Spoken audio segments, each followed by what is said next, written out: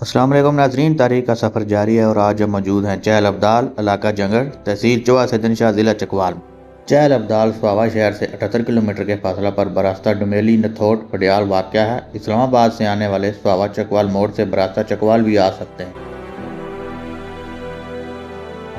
چہل ابدال خطہ پوٹھوہار خصوصاً کوہستان نمک کی ضلع چکوال میں سب سے بلند چوٹی ہے۔ گوگل ارتھ کے مطابق سطح سمندر سے اس کی اونچائی 3365 فٹ یعنی 1108 میٹر ہے۔ چہل ابدال کی وجہ تسمیہ صوفیانہ روایات سے جڑی ہے۔ لفظ چہل سے مراد 40 اور ابدال صوفیاء کی ایک قسم ہے۔ روایات کے مطابق یہاں 40 ابدالوں نے عبادت و ریاضت کی۔ یہ جگہ صدیوں سے عقیدت مندوں کے لیے روحانی نسبت رکھتی ہے۔ یہ بزرگ آگ پر لوٹا کرتے تھے۔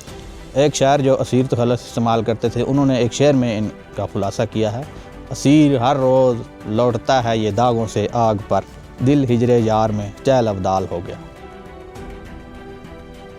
چہل ابدال ایک منفرد مقام کی حیثیت اختیار کر چکا ہے۔ ملک بھر سے بڑی تعداد میں بائیکرز اور سیاح حضرات تشریف لاتے ہیں۔ چوٹی پر پہنچ کر پوری تحصیل کا منظر سحر زدہ کر دیتا ہے، خصوصاً بشارت گاؤں سامنے دکھائی دیتا ہے۔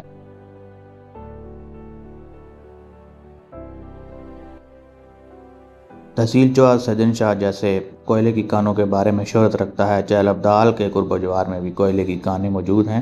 جیولوجسٹ شاہد محمود صاحب، جن کا تعلق چوہا سدن شاہ سے ہے، وہ ہمیں اس علاقے کی جغرافیائی ساخت اور کوئلے کی کانوں کے بارے میں بتا رہے ہیں۔ میرا نام شاہد محمود ہے اور میری جو بیک گراؤنڈ ہے، میں BS اور MSc جیولوجی ہے، university of Azad Jammu and Kashmir. After that I start my career with the gas and oil sector, اور ریسنٹلی میں ministry of oil and gas کے ساتھ بصرہ میں ہوتا ہوں۔ اور یہاں پر ہم ابھی بیٹھے ہیں، یہ بیسیکلی سالٹ رین ڈیکالما کا ایک آپ کہہ سکتے ہیں پہاڑی سلسلہ ہے، اور اوپر لیمپ سٹون ہے، کیسر موسٹلی، اور نیچے پٹالہ کا شہر اور ہائیلی فالٹڈ ایریا ہے۔ اور اس کے لیفٹ اور رائٹ بیک سائڈ پہ بشارت ہے، یونین کونسل، اور جو جتنا یہ ایریا ہے بیسیکلی یہ کول کی وجہ سے فیمس ہے پورے، اور ہمارے چوہا سدن شاہ کا میکسیمم جو ریونیو جنریٹ ہوتا ہے اسی کول جو پٹالہ شیل کے انڈر ہے، وہ اسی علاقے کے میں پایا جاتا ہے سارا کچھ سلسلہ۔ چہل ابدال سے بشارت گاؤں مکمل اور واضح نظر آتا ہے۔ چہل ابدال میں ضروریات کے لیے ایک چھوٹی مسجد موجود ہے جہاں پہ آنے والے حضرات نماز وغیرہ ادا کر سکتے ہیں۔ اس کے ساتھ ساتھ ایک زیارت گاہ موجود ہے جس کے اندر لوگ دعا کرتے ہیں اور چادریں وغیرہ بھی چڑھاتے ہیں۔ یہ کوئی قبر نہیں بلکہ ایک چلہ گاہ ہے جس کو بیٹھک نما جگہ کی شکل دی گئی ہے۔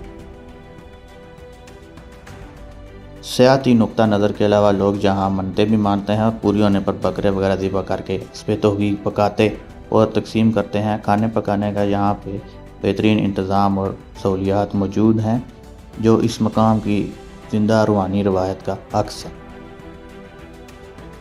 یہ ہمارے ساتھ موجود ہیں غلام قادر صاحب، چہل ابدال میں یہ ایک دکان چلا رہے ہیں۔ ان سے چہل ابدال کے بارے میں پوچھتے ہیں۔ جی جناب۔ جی السلام علیکم۔ یہ 40 بزرگوں کی چلا گاہ ہے اور ضلع چکوال کی سب سے اونچائی والی بلندی والی یہ سطح۔ بہت دور سے زائرین یہاں پر آتے ہیں۔ یہ قبر مزار ہمارے پاس نہیں ہے۔ بچوں کے پیدائشی طور پر ہاتھ پاؤں ٹیڑھے ہوتے ہیں، اللہ تعالیٰ بناتا ہے، لیکن ان کو 40 سے 41 جمعرات ادھر لے کر آتے ہیں، اللہ تعالیٰ سیدھے کر۔